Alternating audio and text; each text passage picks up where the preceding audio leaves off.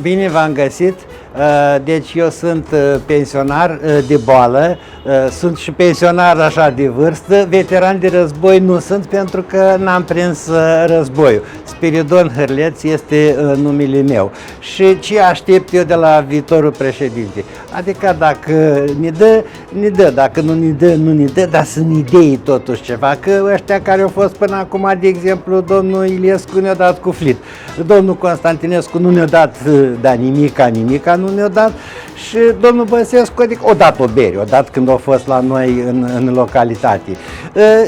E foarte greu, trebuie să ne dea și nouă cineva ceva, pentru că iarna e frig, vara e cald, primăvara și toamna e monoton, e plictiseală și atunci viitorul președinte, care o fi el acolo, Iohannis, Ponta, că nu contează, important este să ne dea nou, să ne dea ceva, că dacă ne dă, dacă nu ne dă, dar să ne dea ceva. Măcar un bilet la Distractis, la Cinema Pro, la spectacol, să ne dea, asta e. Dacă ne dă, dacă nu ne dă, nu ne dă. Na.